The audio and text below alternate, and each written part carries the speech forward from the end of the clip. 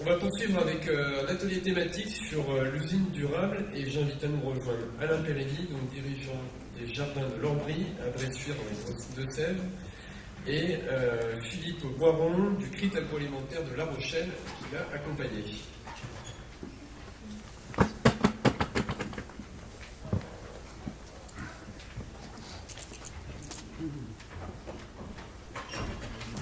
On va pouvoir lancer le petit film d'entreprise.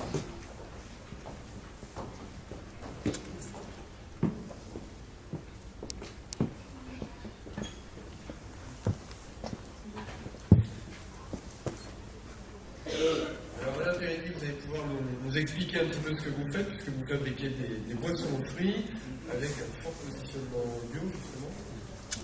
Oui, donc l'entreprise elle est située à Bressuire. C'est une entreprise de 32 salariés. Particularité, nous avons une croissance forte depuis une dizaine d'années. Nous avons une activité qui a progressé par 3 en 5 ans. Vous faites 6 millions de chiffre d'affaires. Alors 6 millions de chiffre d'affaires de programmés pour cette année, je pense qu'on va les dépasser. 2 activités principales, une sous notre propre marque de jus de fruits cœur de pomme. Donc la particularité, c'est que l'on rajoute des bulles dans les jus de fruits. Donc nous avons un produit festif sans alcool qui peut plaire à la fois aux adultes et aux enfants. Notre deuxième métier, c'est la prestation de services auprès donc on est bouteilleur, auprès de différents acteurs, que ce soit des producteurs de fruits, des cidriculteurs, des viticulteurs, on leur fait des boissons sans alcool, mais aussi des négociants et d'autres fabricants de boissons. Donc on leur propose des produits uniquement en verre et principalement des produits gazéifiés. C'est là qu'est notre valeur ajoutée dans l'entreprise. Alors pour vous, l'enjeu justement, c'est d'optimiser au maximum les intrants pour garder justement ce positionnement bio qui vous permet auprès des consommateurs aujourd'hui, qui sont très demandeurs, d'être plutôt justement bien positionnés. Donc en fait, on a 2 problématiques actuellement dans l'entreprise, une problématique de développement et une problématique d'optimisation de tous nos rejets d'entreprise. Et un rejet qui est relativement important chez nous, c'est donc un terme technique, ça s'appelle la drèche de pomme. C'est l'issue de la pomme pressée. Donc on utilise le jus, mais il reste les peaux, les pépins, etc. Et ça s'appelle des drèches. Et ces drèches ont encore des valeurs assez intéressantes.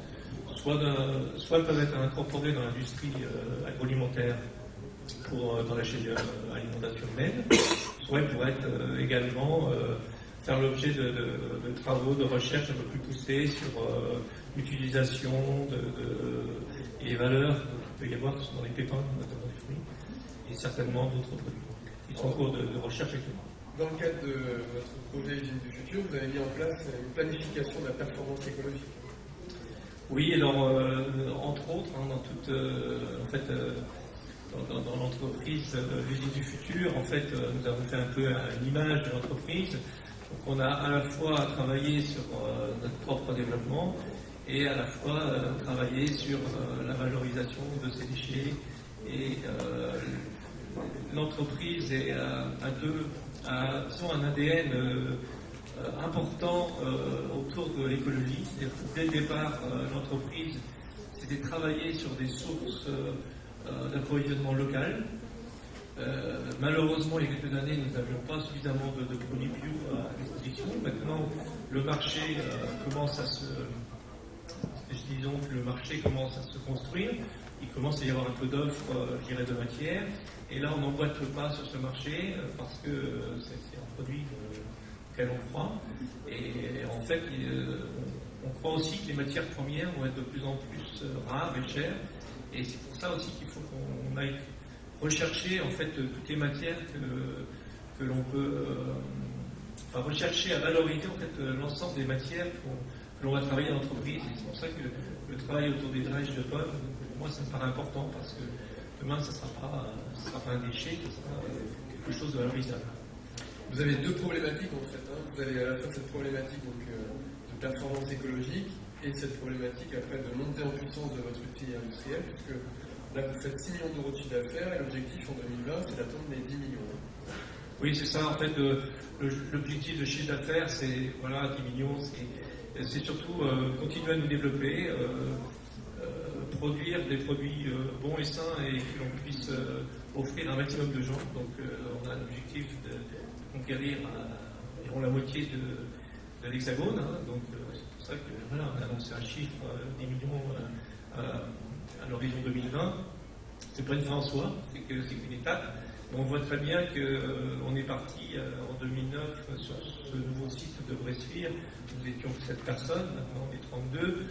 On a besoin de faire monter les compétences, les personnes en compétences, et on a besoin aussi, je pense, d'appui extérieur pour pouvoir apporter des analyses, renforcer en fait, je dirais, toute la chaîne de l'entreprise, grandir à son niveau, que ce soit sur la partie process, sur la partie performance, sur la partie communication informatique.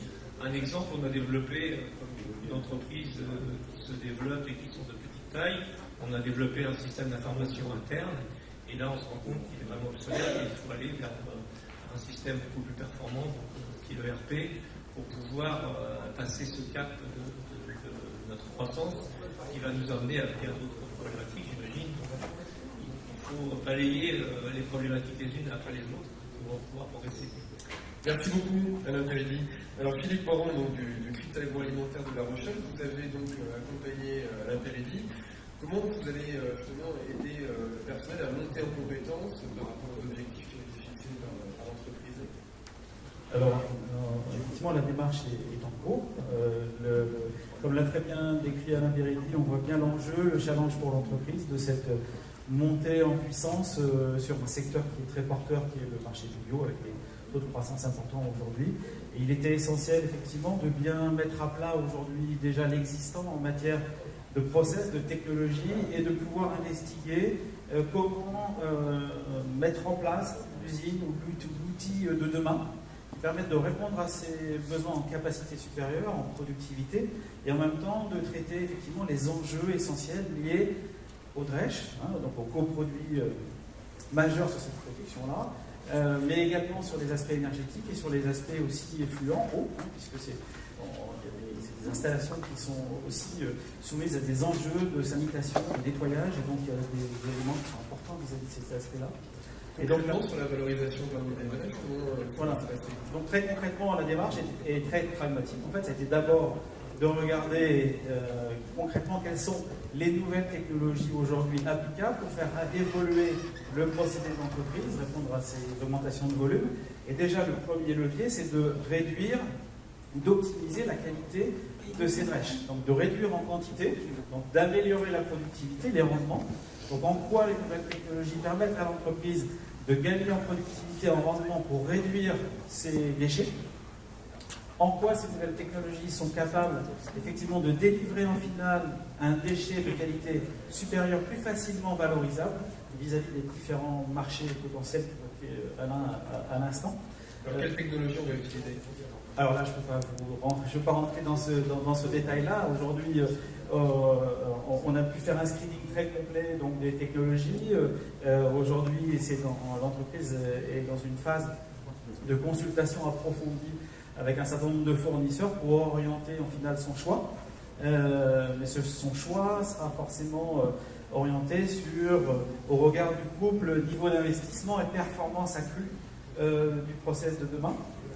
Et surtout, la capacité demain à processer des coproduits pour leur apporter de la valeur ajoutée et développer effectivement des réponses sur un marché de l'ingrédient, du produit intermédiaire qui intéresse effectivement d'autres secteurs de l'alimentaire, et pas que. Des secteurs aussi périphériques comme la cosmétique par exemple sont des secteurs très, très intéressants. Et sur le plan technologique, je ne peux pas vous préciser les choix in fine qui seront retenus. Merci beaucoup à tous les deux. On peut les applaudir.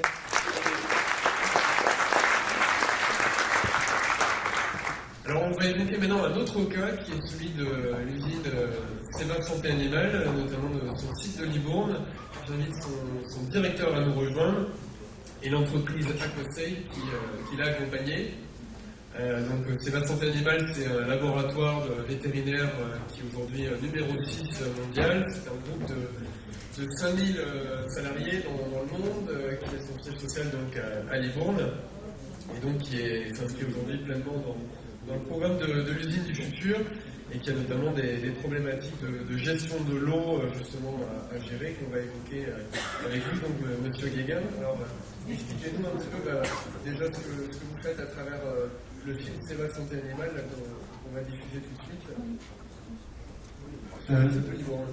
Donc bonjour, alors effectivement, Seva Santé Animale, c'est un laboratoire pharmaceutique vétérinaire, 6e mondial, et le site de Libourne, où se situe également le siège, est dédié aux produits injectables, majoritairement des antibiotiques, mais donc des produits injectables. Donc qui dit produits injectables dit produits stériles, et comme une de nos matières premières c'est l'eau,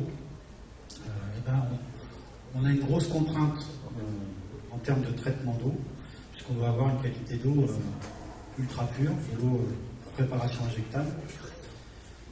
Et donc on a un gros enjeu en termes d'abord sur l'eau de matière première, donc de traitement de cette eau pour avoir une eau de très bonne qualité, et puis ensuite on se sert aussi de l'eau pour nettoyer nos installations, et donc dans l'eau qu'on rejette, on doit s'assurer que l'eau qu'on rejette est de bonne qualité aussi et qu'on ne pollue pas l'environnement.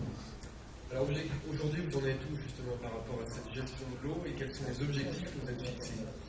Alors aujourd'hui, on a une station de traitement, on est au balbutiement de l'usine connectée. Alors tout ça s'inscrit dans une grande stratégie usine du futur qui ne concerne pas que l'environnement, que le traitement de l'eau. Ça concerne aussi toute notre productivité, notre production. Il y a aussi la circulation d'informations justement dans le cadre de l'usine connectée. Tout à fait. Mais on ne peut pas se dire performant si ce qu'on rejette ne correspond pas aux normes environnementales et si on laisse une trace dans l'environnement qui n'est pas acceptable. Donc aujourd'hui on est au tout début et donc on travaille avec AQAC pour mettre en place d'abord un système de mesure, puisque pour pouvoir corriger et s'améliorer, il faut d'abord savoir exactement ce qu'on rejette. Donc on est en train de mettre en place un système de mesure qui nous permettra en temps réel donc, de capter les données et d'adapter nos traitements en fonction des résultats qu'on va obtenir. Parce que je pense que M. Gilbert va vous le présenter juste après, nos effluents ne sont pas constants par définition parce qu'on a différentes phases de lavage, de rinçage, etc. Et donc on doit adapter notre traitement et notre réaction à ce qu'on rejette à l'instant T. Donc plus on sera bien l'information, c'est-à-dire que vous devez récupérer un maximum de données pour mieux traiter derrière. Tout à fait. Donc plus on sera précis et réactif dans la captation des données, plus on sera efficace dans le traitement derrière. Donc on a vraiment besoin de prendre des données, différentes données, à différents endroits, et ça c'est valable pour le traitement des effluents, mais c'est aussi valable pour le traitement de l'eau en amont, qui va nous servir de matière première. Vous voyez une application, est-ce que c'est une application justement que les salariés vont avoir sur leur téléphone portable? Alors c'est une application qu'on a déjà et qui nous permet de mesurer. Alors aujourd'hui on n'a que quelques paramètres qui sont enregistrés, mais on va développer le nombre de paramètres qu'on va pouvoir contrôler en temps réel. Et donc le service technique qui s'occupe de toute la gestion de production d'eau et de traitement des effluents a cette application et peut suivre en direct. Et aussi également d'ailleurs par l'intermédiaire du net peut suivre nos effluents et nous conseiller, nous aider dans l'optimisation de nos process. L'objectif c'est d'ici 2-3 ans d'arriver à quel point en termes de traitement de l'eau? Alors l'objectif d'ici 2020 c'est d'être non seulement en conformité avec la réglementation actuelle, mais aussi en conformité avec la réglementation à venir. L'objectif, c'est vraiment d'anticiper tout ce qui va arriver, d'être proactif sur cette gestion de l'environnement. Parfait, merci beaucoup.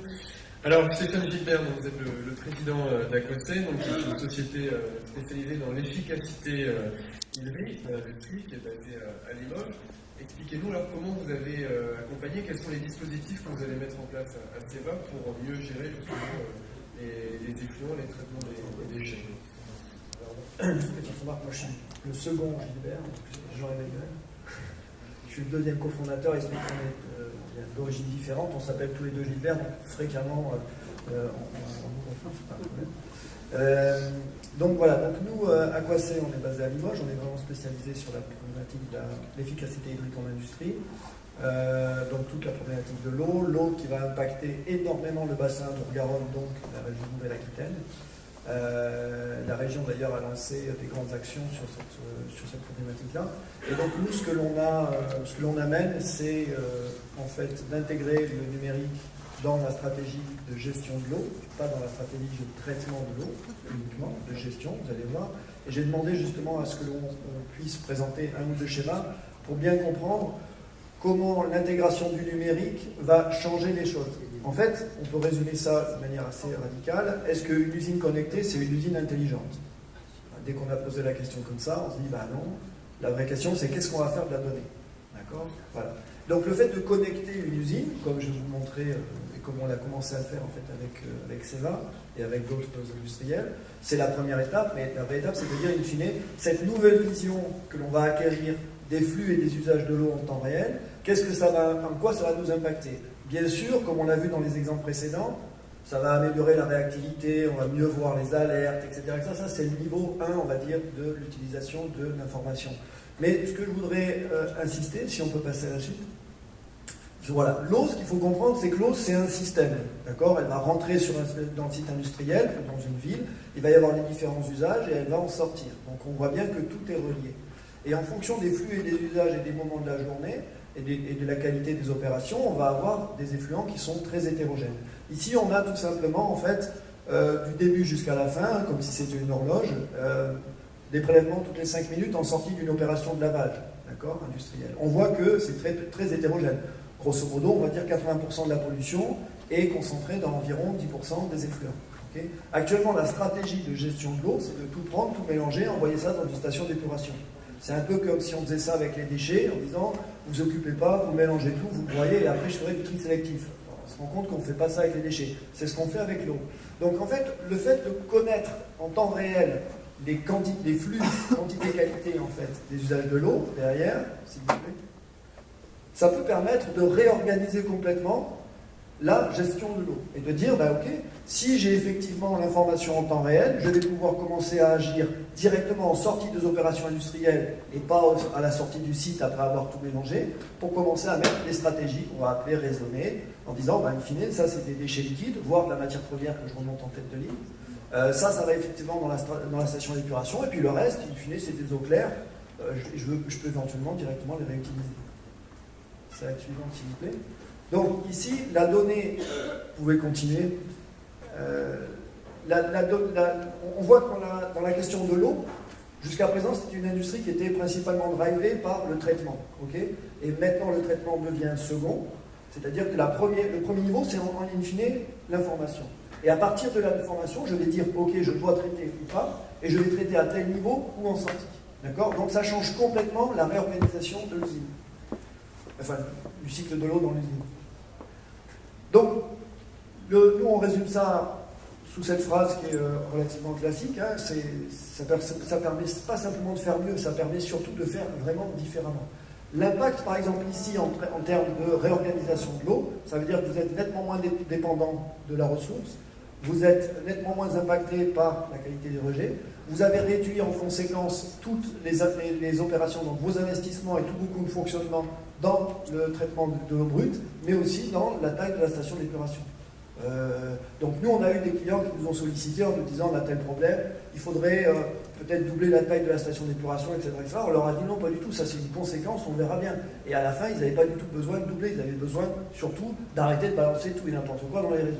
D'où l'importance d'être accompagné. D'où l'importance d'être accompagné. Donc slide suivante, je vais vous montrer juste un truc. Donc nous, maintenant, concrètement parlant, comment ça se passe? Exemple qu'on prend avec Seva, bah, effectivement, la première chose, c'est qu'il va falloir déployer des systèmes d'information. C'est pas avec un compteur en entrée et un compteur en sortie, c'est-à-dire avec une énorme boîte noire au milieu, qu'on arrive à avoir cette analyse fine et à penser une nouvelle réorganisation, une nouvelle stratégie de gestion de l'eau.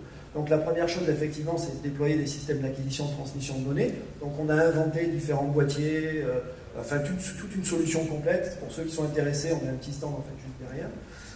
On va centraliser toutes les données. Ça peut être intéressant, pas simplement au niveau du site, mais surtout si on est multi-site.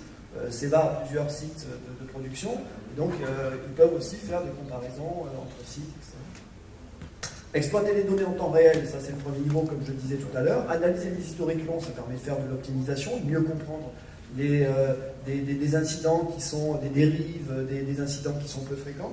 Et puis derrière, quel dernier niveau pour nous qu'on est en train de faire tourner maintenant en termes de R&D, c'est vraiment avoir des modèles de procédés qu'on fait tourner en temps réel, et donc on fait de la simulation en fait de ce qui est en train de se passer, et de dire ok, dans 2 heures, le rejet il va avoir telle tête. Donc du coup, si cette tête-là ne vous plaît pas, voilà, faire différemment, et donc d'avoir un calcul de prescription. Et le chemin qu'on a fait en fait avec Seva, forcément tout ça c'est pas un claquement de doigts, hein, c'est quelque chose, vous voyez, il faut s'approprier le système, commencer à produire de la donnée complémentaire, identifier tous les points, mettre en place des indicateurs, faire des actions d'amélioration ponctuelle, parce que dès qu'on commence à avoir une vision qui est beaucoup plus fine, on se rend compte que bah ouais, ben ça c'est complètement contre-productif, on pourrait faire ci, on pourrait faire ça. Là, on n'est même pas dans une stratégie de réorganisation. C'est déjà, je suis en train de prendre conscience que je peux faire de l'amélioration en fait directement. Mais bien sûr, après, on a commencé à connecter directement les réseaux en temps réel. Et maintenant, on est en train de connecter en fait les installations, c'est-à-dire directement les opérations industrielles, de manière à avoir l'ensemble du cycle de l'eau. Pas simplement le flux d'eau dans les tuyaux, mais aussi qui est en train de l'utiliser pour faire quoi et comment ça fonctionne. Donc derrière, ce qui est dans le pipe, c'est effectivement à partir de cette nouvelle vision du cycle de l'eau sur le site, de commencer à préconiser des stratégies de tri sélectif directement à la source pour pouvoir extraire en fait les parties qui seraient les plus problématiques. Et puis derrière, de mettre en place, une fois qu'on a commencé à accumuler de la donnée, puisque ça nécessite aussi de la donnée, mettre en place des modèles prédictifs ou prescriptifs. Voilà. Donc grosso modo, un petit peu schématiquement, la réalité sera plus compliquée que ça, on est bien d'accord, mais pour donner une idée de ce que ça représente.